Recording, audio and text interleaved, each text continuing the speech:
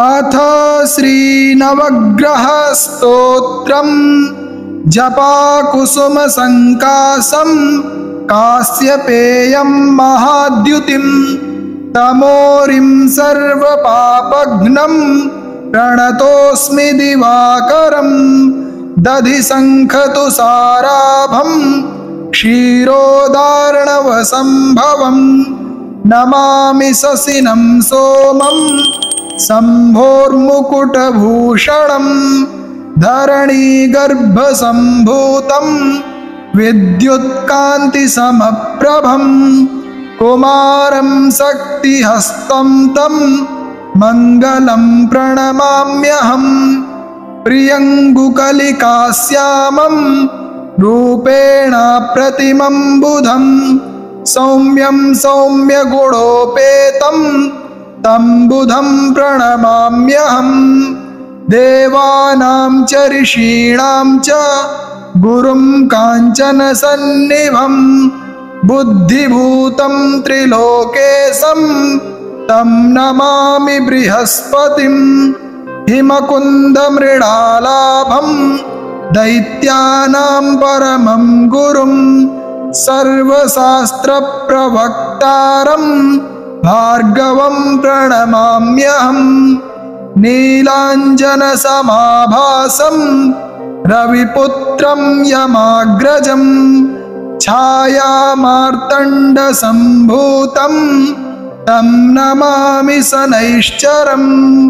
अर्धकायं महावीर्यं चन्द्रादित्यविमर्दनं सिंहिकागर्भसम्भूतं तं राहुं प्रणमाम्यहं पलाशपुष्पसङ्कासं तारकाग्रहमस्तकं रौद्रं रौद्रात्मकं घोरं तं केतुं प्रणमाम्यहम् इति व्यासमुखोद्गीतं यः पठेत् सुसमाहितः दिवा वा यदि वा रात्रौ विघ्नशान्तिर्भविष्यति नरनारी नृपाणां च भवेद्दुःस्वप्ननाशनम् ऐश्वर्यमतुलं तेषाम् आरोग्यं पुष्टिवर्धनं जपाकुसुमसङ्कासं कास्यपेयं महाद्युतिं तमोरिं सर्वपापघ्नं प्रणतोऽस्मि दिवाकरं दधिशङ्खतुषाराभं क्षीरोदार्णवसम्भवं नमामि शशिनं सोमं शम्भोर्मुकुटभूषणं धरणीगर्भसम्भूतं विद्युत्कान्तिसमप्रभं कुमारं शक्तिहस्तं तं मङ्गलं प्रणमाम्यहं प्रियङ्गुकलिकाश्यामं रूपेण प्रतिमं बुधं सौम्यं सौम्यगुणोपेतं तं बुधं प्रणमाम्यहं देवानां च ऋषीणां च गुरुं काञ्चनसन्निभं बुद्धिभूतं त्रिलोकेशं तं नमामि बृहस्पतिं हिमकुन्दमृडालाभं दैत्यानां परमं गुरुं सर्वशास्त्रप्रवक्तारं भार्गवं प्रणमाम्यहं नीलाञ्जनसमाभासं रविपुत्रं यमाग्रजं छायामार्तण्डसम्भूतं तं नमामि शनैश्चरम् अर्धकायं महावीर्यं चन्द्रादित्यविमर्दनं सिंहिकागर्भसम्भूतं तं राहुं प्रणमाम्यहं पलाशपुष्पसङ्कासं तारकाग्रहमस्तकं रौद्रं रौद्रात्मकं घोरं तं केतुं प्रणमाम्यहम् इति व्यासमुखोद्गीतं यः पठेत्सु समाहितः दिवा वा यदि वा रात्रौ विघ्नशान्तिर्भविष्यति नरनारी नृपाणां च भवेद्दुःस्वप्ननाशनम् ऐश्वर्यमतुलं तेषाम् आरोग्यं पुष्टिवर्धनम् जपाकुसुमसङ्काशं कास्यपेयं महाद्युतिं तमोरिं सर्वपापघ्नं प्रणतोऽस्मि दिवाकरं दधिशङ्खतुषाराभं क्षीरोदार्णवसम्भवं नमामि शशिनं सोमं शम्भोर्मुकुटभूषणं धरणीगर्भसम्भूतं विद्युत्कान्तिसमप्रभं कुमारं शक्तिहस्तं तं मङ्गलं प्रणमाम्यहम् प्रियङ्गुकलिकाश्यामं रूपेण प्रतिमं बुधं सौम्यं सौम्यगुणोपेतं तं बुधं प्रणमाम्यहम् देवानां च ऋषीणां च गुरुं काञ्चनसन्निभं बुद्धिभूतं त्रिलोकेशं तं नमामि बृहस्पतिं हिमकुन्दमृडालाभं दैत्यानां परमं गुरुं सर्वशास्त्रप्रवक्तारं भार्गवं प्रणमाम्यहम् नीलाञ्जनसमाभासं रविपुत्रं यमाग्रजं छायामार्तण्डसम्भूतं तं नमामि शनैश्चरम् अर्धकायं महावीर्यं चन्द्रादित्यविमर्दनं सिंहिकागर्भसम्भूतं तं राहुं प्रणमाम्यहम् पलाशपुष्पसङ्काशं तारकाग्रहमस्तकं रौद्रं रौद्रात्मकं घोरं तं केतुं प्रणमाम्यहम् इति व्यासमुखोद्गीतं यः पठेत्सु समाहितः दिवा वा यदि वा रात्रौ विघ्नशान्तिर्भविष्यति नरनारी नृपाणां च भवेद्दुःस्वप्ननाशनम् ऐश्वर्यमतुलं तेषाम् आरोग्यं पुष्टिवर्धनम् जपाकुसुमसङ्काशं कास्यपेयं महाद्युतिं तमोरिं सर्वपापघ्नं प्रणतोऽस्मि दिवाकरं दधिशङ्खतुषाराभं क्षीरोदार्णवसम्भवं नमामि शशिनं सोमं शम्भोर्मुकुटभूषणं धरणीगर्भसम्भूतं विद्युत्कान्तिसमप्रभं कुमारं शक्तिहस्तं तं मङ्गलं प्रणमाम्यहम् प्रियङ्गुकलिकाश्यामं रूपेण प्रतिमं बुधं सौम्यं सौम्यगुणोपेतं तं बुधं प्रणमाम्यहम् देवानां च ऋषीणां च गुरुं काञ्चनसन्निभं बुद्धिभूतं त्रिलोकेशं तं नमामि बृहस्पतिं हिमकुन्दमृडालाभं दैत्यानां परमं गुरुं सर्वशास्त्रप्रवक्तारं भार्गवं प्रणमाम्यहम् नीलाञ्जनसमाभासं रविपुत्रं यमाग्रजं छायामार्तण्डसम्भूतं तं नमामि शनैश्चरम् अर्धकायं महावीर्यं चन्द्रादित्यविमर्दनं सिंहिकागर्भसम्भूतं तं राहुं प्रणमाम्यहम् पलासपुष्पसङ्कासं तारकाग्रहमस्तकं रौद्रं रौद्रात्मकं घोरं तं केतुं प्रणमाम्यहम् इति व्यासमुखोद्गीतं यः पठेत्सु समाहितः दिवा वा यदि वा रात्रौ विघ्नशान्तिर्भविष्यति नरनारी नृपाणां च भवेद्दुःस्वप्ननाशनम् ऐश्वर्यमतुलं तेषाम् आरोग्यं पुष्टिवर्धनम् जपाकुसुमसङ्कासं कास्यपेयं महाद्युतिं तमोरिं सर्वपापघ्नं प्रणतोऽस्मि दिवाकरम् दधिशङ्खतुषाराभं क्षीरोदार्णवसम्भवं नमामि शशिनं सोमं शम्भोर्मुकुटभूषणं धरणीगर्भसम्भूतं विद्युत्कान्तिसमप्रभं कुमारं शक्तिहस्तं तं मङ्गलं प्रणमाम्यहम्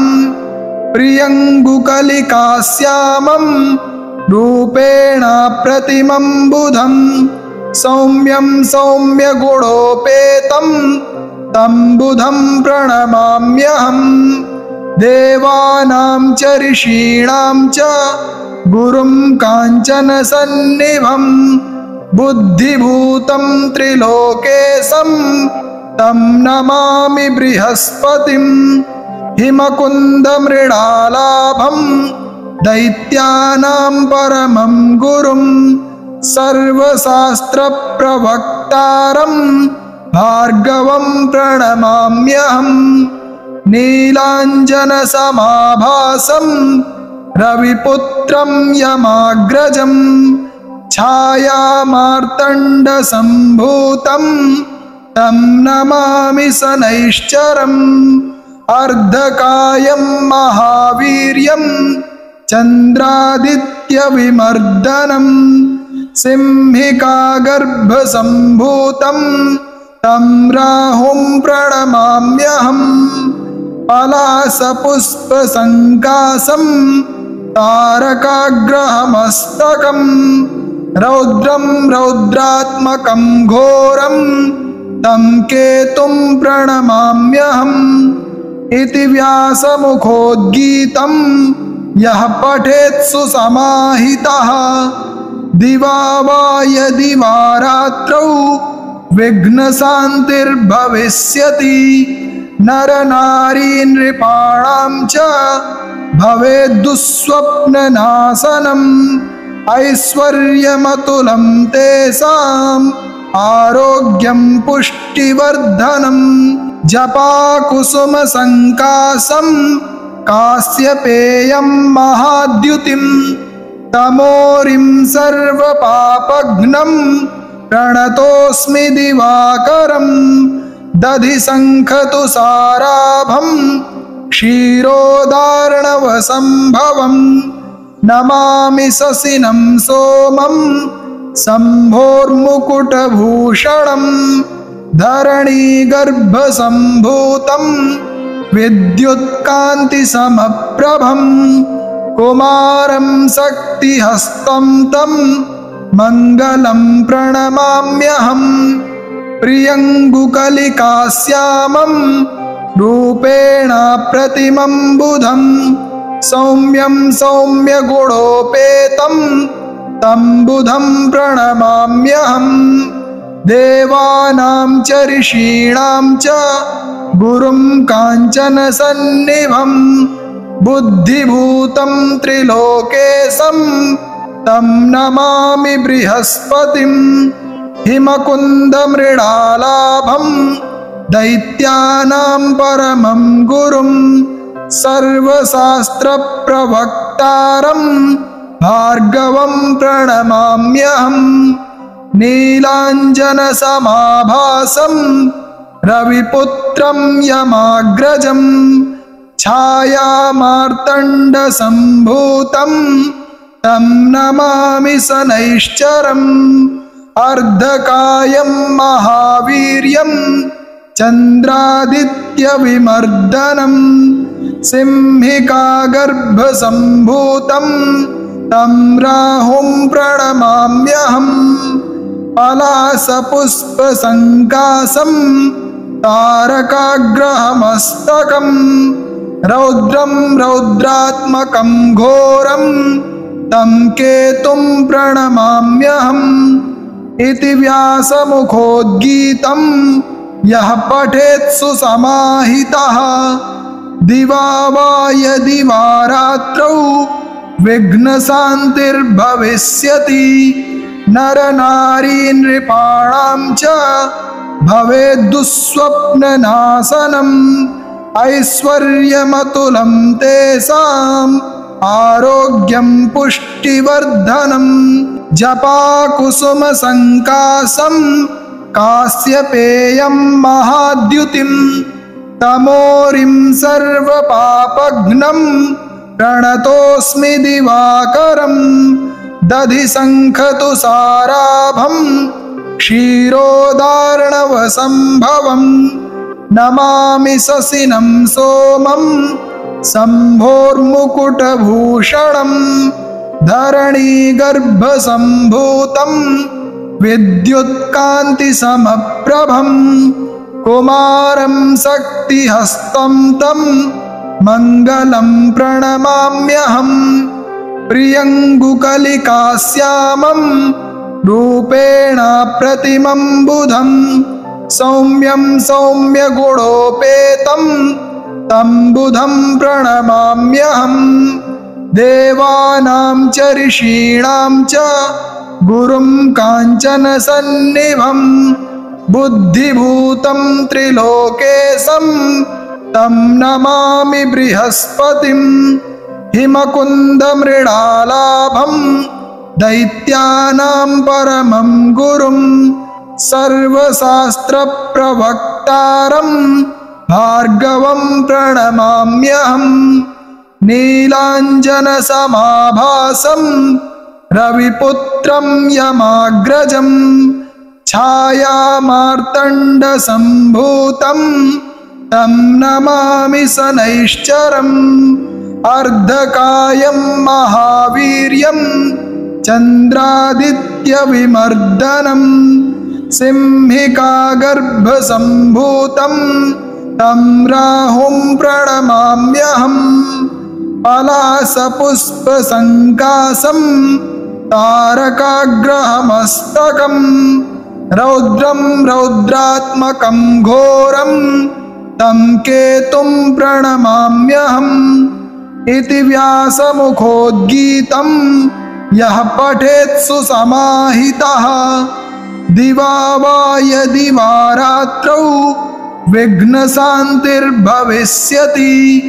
नरनारी नृपाणां च भवेद्दुःस्वप्ननाशनम् ऐश्वर्यमतुलं तेषाम्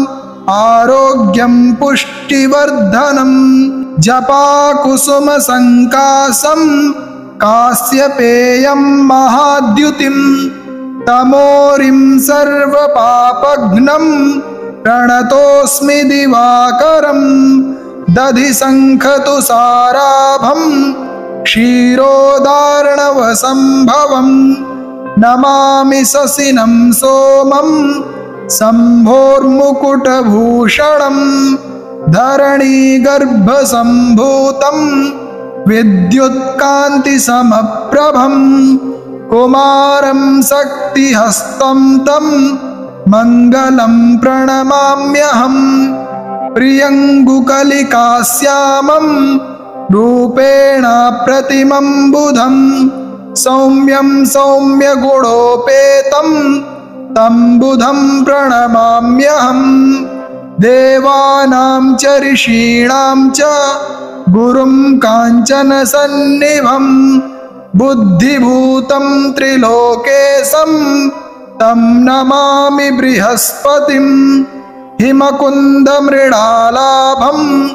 दैत्यानां परमं गुरुं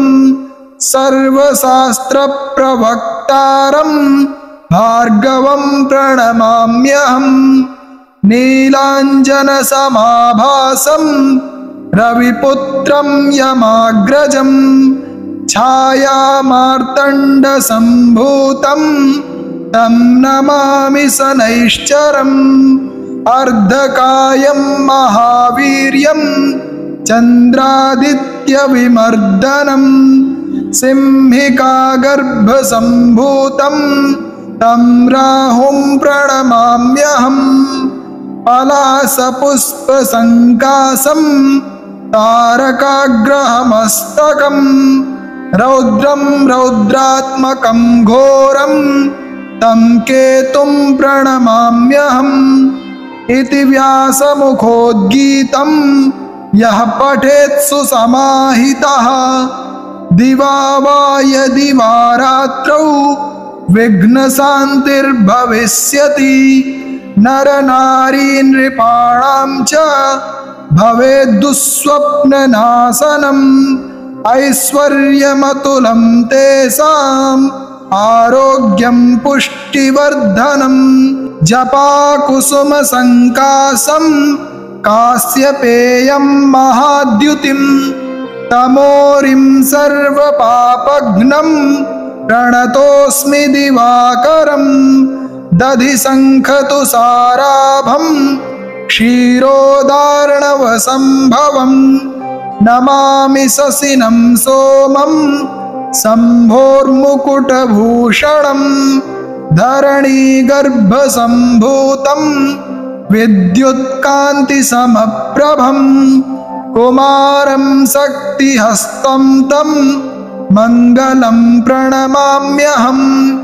प्रियङ्गुकलिकाश्यामं रूपेण प्रतिमं बुधं सौम्यं सौम्यगुणोपेतं तं बुधं प्रणमाम्यहम् देवानां च ऋषीणां च गुरुं काञ्चनसन्निभं बुद्धिभूतं त्रिलोकेशं तं नमामि बृहस्पतिं हिमकुन्दमृडालाभं दैत्यानां परमं गुरुं सर्वशास्त्रप्रवक्तारं भार्गवं प्रणमाम्यहम् नीलाञ्जनसमाभासं रविपुत्रं यमाग्रजं छायामार्तण्डसम्भूतं तं नमामि शनैश्चरम् अर्धकायं महावीर्यं चन्द्रादित्यविमर्दनं सिंहिकागर्भसम्भूतं तं राहुं प्रणमाम्यहम् पलासपुष्पसङ्कासं तारकाग्रहमस्तकं रौद्रं रौद्रात्मकं घोरं तं केतुं प्रणमाम्यहम् इति व्यासमुखोद्गीतं यः पठेत्सु समाहितः दिवा वा यदि वा रात्रौ विघ्नशान्तिर्भविष्यति नरनारी नृपाणां च भवेद्दुःस्वप्ननाशनम् ऐश्वर्यमतुलं तेषाम् आरोग्यं पुष्टिवर्धनम् जपाकुसुमसङ्कासं कास्यपेयं महाद्युतिं तमोरिं सर्वपापघ्नं प्रणतोऽस्मि दिवाकरं दधिशङ्खतुषाराभं क्षीरोदार्णवसम्भवं नमामि शशिनं सोमं शम्भोर्मुकुटभूषणं धरणीगर्भसम्भूतं विद्युत्कान्तिसमप्रभं कुमारं शक्तिहस्तं तं मङ्गलं प्रणमाम्यहम् प्रियङ्गुकलिकाश्यामं रूपेण प्रतिमं बुधं सौम्यं सौम्यगुणोपेतं तं बुधं प्रणमाम्यहम् देवानां च ऋषीणां च गुरुं काञ्चनसन्निभं बुद्धिभूतं त्रिलोकेशं तं नमामि बृहस्पतिं हिमकुन्दमृडालाभं दैत्यानां परमं गुरुं सर्वशास्त्रप्रवक्तारं भार्गवं प्रणमाम्यहम् नीलाञ्जनसमाभासं रविपुत्रं यमाग्रजं छायामार्तण्डसम्भूतं तं नमामि शनैश्चरम् अर्धकायं महावीर्यं चन्द्रादित्यविमर्दनं सिंहिकागर्भसम्भूतं तं राहुं प्रणमाम्यहम् पलासपुष्पसङ्कासं तारकाग्रहमस्तकं रौद्रं रौद्रात्मकं घोरं तं केतुं प्रणमाम्यहम् इति व्यासमुखोद्गीतं यः पठेत् सुसमाहितः दिवा वा यदि वा रात्रौ विघ्नशान्तिर्भविष्यति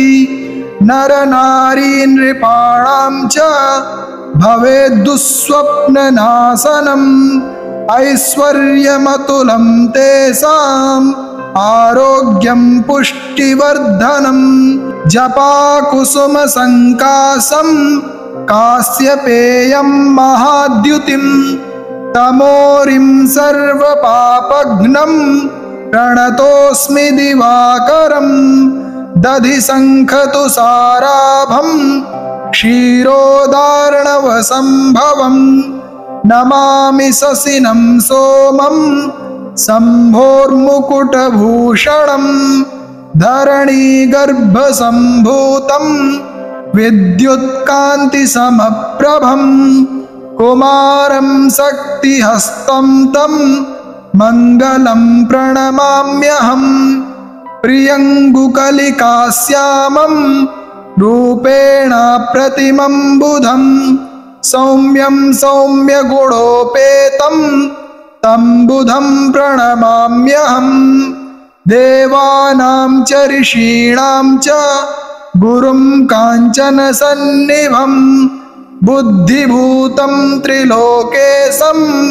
तं नमामि बृहस्पतिं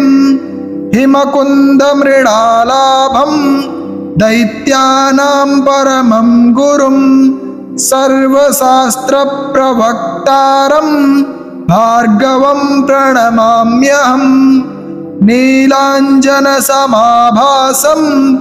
रविपुत्रं यमाग्रजं